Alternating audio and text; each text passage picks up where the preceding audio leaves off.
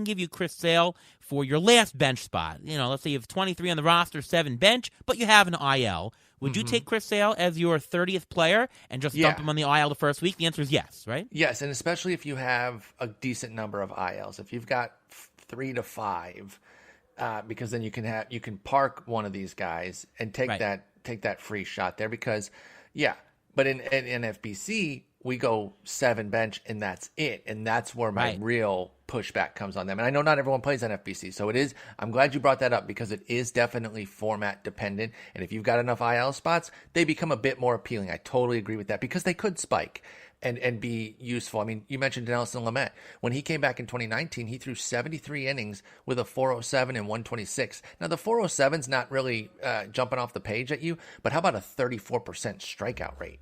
He gave folks down the stretch 105 strikeouts. If you got something like that from Sale, Severino, or Thor, you'd be pretty happy. I was talking mostly NFBC, so that's why you can't really jump in there like that. But with IL spots, you absolutely can make that calculation and find out where you want to pick. Right. If you're the last person to draft in the NFBC where there is no IL and it's the 30th pick, are you putting him on your bench? I don't even think I am. No, I'm not. I'm just right? I'm sorry, I'm not. There's too much to worry about to have a guy who's months away. And when you're making decisions, once you get in the NFBC too, and you have to make, or any league where you only have a bench, you have to start making those decisions. It looks so enticing to cut the guy who's a few months off. So you're going to draft him and then cut him 2 weeks later, then don't even draft him. That's where I'm at with it. Even more so with the COVID. I mean, you don't know who's going to go on COVID next. You need the roster spots. You need every single one. Yeah. And that's a point about injury players in general. I'm more inclined to dump them quicker this season than ever because I don't have the luxury of holding on to so many players. I need those roster spots if I don't have the IL. Very different this year. In terms of the Sale and those injury pitchers, I will say that if you're in a draft and hold in a draft champions type format, I can see that because you're talking about 50-man rosters, and if you get a value of Sale in the last half, I mean, it's somebody who can really pump you up, especially in a best ball points league type format where you have 50-man roster. Okay, then it's worth the risk of taking him in the 30th round. You'll still get 20 other players to pick for injury habits, but then he can be worth that. You pay a little bit of a premium to hold them in that scenario. Because they're 40, even if it was 40 innings, that's pretty low. But even 45 to 60 innings, even if they go on the low end, could be very valuable to you, and they could get upwards of 80.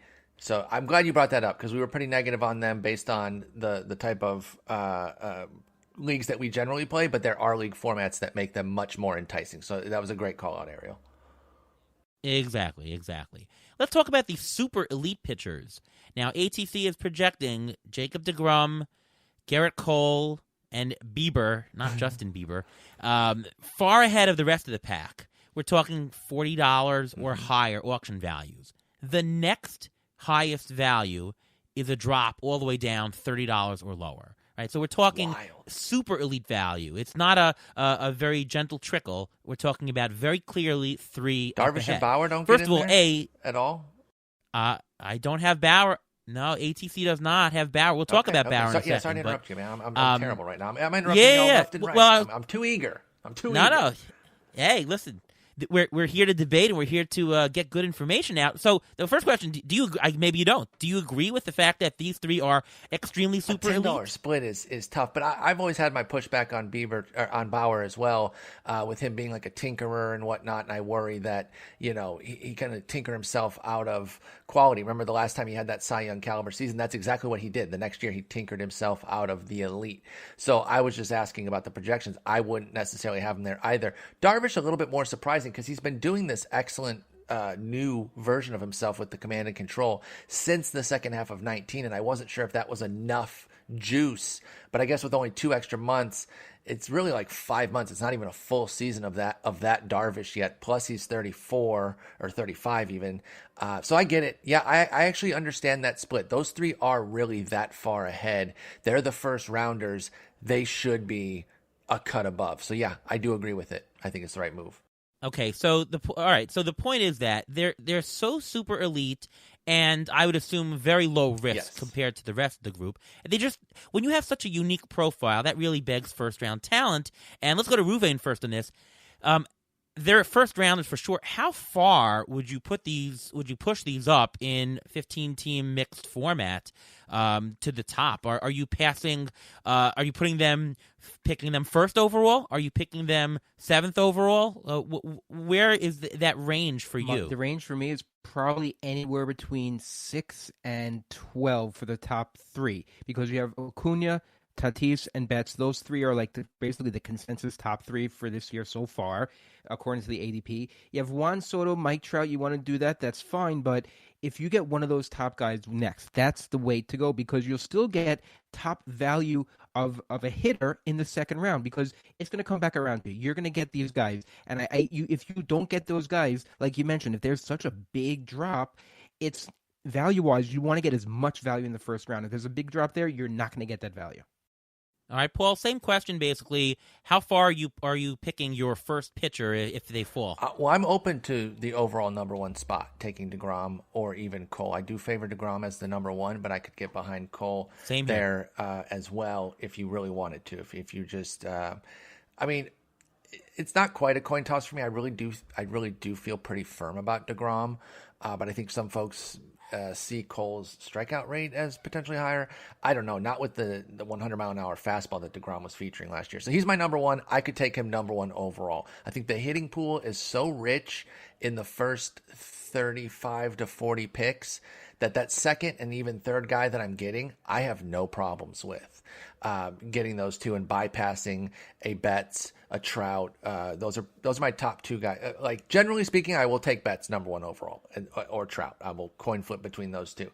But there are instances where I would take DeGrom, and it's not even a format switch. I could play a 5x5 15-team league 3 different times, get the number one pick all 3 times, and take Betts, Trout, DeGrom, mostly to diversify. That's how close I have the 3, though. But I do think DeGrom is viable with that. If he falls anywhere, and I'm picking like, I don't know, I think Ruvain said 6. I tend to agree. If it's 6 and beyond, and they're still there, I'm taking the pitcher and I'm going. And if one of those 3 is there at my pick, they become a hard decision in the 9-10 range, where I do love like a Trevor Story or Trey Turner. But if one of those pitchers is there, I'm going to hard consider them, because I really do think they're a cut above. Yeah. If you just do the straight projections out here, there's a case, exactly as you said, for DeGrom to be number one overall. I would tend in a 15-team league to take Acuna, Betts, Tatis, and I'll even throw in Juan Soto. I think Juan Soto is just so stable a player, cool with that. And so low risk that it's hard to pass him up. I'm pretty sure he's going to earn very, very high value, top 2, 3 and, rounds. He throws in some sneak steals too, which you don't have to bank on to make that pick viable. He could steal 0 and still be fine as the number one overall pick.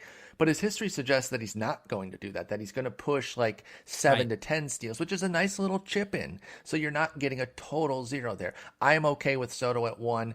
I didn't mention Acuna and Tatis. I don't bag on folks who take them. I just trust Betts and Trout a bit more than them, even though they're the younger guys. I'm going actually with the veterans there with Betts and Trout, but I have no issues. I do think the number one spot this year is a bit wide open, and that you can't really be definitive on what you do.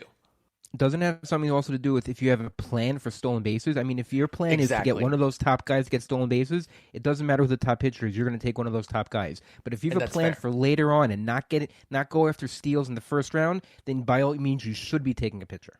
Yep, I think that's a great call out. And with Soto being a little bit of an exception there, because he kind of straddles that line with a few of his steals. But yeah, that's a great call out. Yeah, and if Soto steals 0, then I don't think he's worthy of a top pick here. He wouldn't be. It would come back and you'd be like, dang, that's a bummer.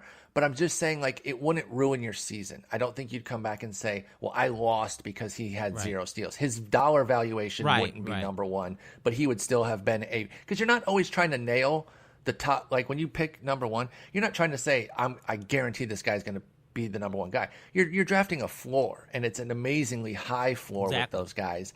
And that's what I mean when I say that he could steal 0 and you wouldn't really bat an eye. Got it. Yes, that is true. It's about floor. It's about getting the least risky person in your first couple of picks that's going to return the highest probability of retaining more value. But I'll also throw in uniqueness. Trey Turner, to me, deserves first round because of the uniqueness of his profile. I take him very early, by the way, like fifth. Interesting. I'd go a little bit later on him, but I think he is a first rounder. Mike Trout, I think I would rather take one of these pitchers. I think that the uniqueness of Trout's profile, especially with the limited steals that I project for him, I would rather have DeGrom, Cole, and there's a case for Bieber ahead of Trout because of the uniqueness of those super elite pitchers compared to the rest of the crowd. How many steals you got him for? Just to go down that path just a little Trout? bit. Yeah, let me look that up here. Mike Trout, I have him for 7 versus steals. Soto getting how many? Because aren't they pretty similar then? I guess the batting would there be a big batting average edge for Soto? Yeah, very big for batting average. So Juan Soto, I have 14 steals. That's a lot doubling. bigger than that's Trout. Doubling. Okay. Yeah, and 305 batting versus... average. I believe that's the third versus Trout's 287. I believe. I pulled it up. Sorry. Okay. That's fair. I was going to make the case that they're darn near the same player, but they're not based on that projection. So that's fair. I still lean Trout, but I hear you on that. But Trout is worrisome. He only had 1 stolen base all of last year, and that's very true. worrisome. And he's had a trend of stolen bases going down, and that's why he's not being picked number 1. If he was still stealing even 15 bases, he'd be number 1 still. For sure. Yes. But I'm not sure that it's going to stay down because 2 things. He's still efficient. I don't put much stock into the 1 of 2 from 2020. I don't put much stock into much of anything that would happen in 2020, to be quite honest, because it's only 2 months. For good or bad, I'm not just going to use the good and discard the bad. I'm using 2020 as seasoning as opposed to a fundamental component of my studies for 2021. But if you look, he's 22, 24, and 11. That's in 114, 140, and 134 games. If Mike Trout is avoiding those little knick-knack injuries, he's still getting plenty of steals. I still think that he can be in that double-digit range pretty easily. So, I don't know. I think we could be surprised and have him drop 20, too. I wouldn't even be surprised if he dropped another 20. But I'm putting him closer to that Soto number than the projections have him right now. So as far as the format, for 15-team leagues is one thing. For a 10-team format, I would push more hitters up. Yeah. I think that you can wait on some pitchers because the value, the replacement level of a pitcher is going to be much higher as compared to the replacement level hitter drop from going from the 15 to 10 format. So in the 10-team format, I would take the pitchers much farther. I think that DeGrom is probably end of the first round, not right up close to the beginning. So that's my. I think that makes total sense there, and you need that high impact, devastating hitting, and you can even stream in 10 teams pretty effectively, to where you could really skimp on pitching. Not the stuff that people used to do back in the day where they wouldn't take one until the 10th round. I think you have to go a little earlier than that. But yeah, that's a great call out based on the league size. Exactly. It's always the value of what you can replace with, and if there's good enough people on the waiver wire, it means they're not that valuable, so you can wait more on pitching. Exactly as you said. Last question in the strategy section. What about the difference between auction and draft in terms of how you're valuing either the elite pitchers or just broadly, what are you doing for your pitching strategy in general? So in drafts, I really don't want to get left in the cold too much. Like I would really like one in those first 3 rounds.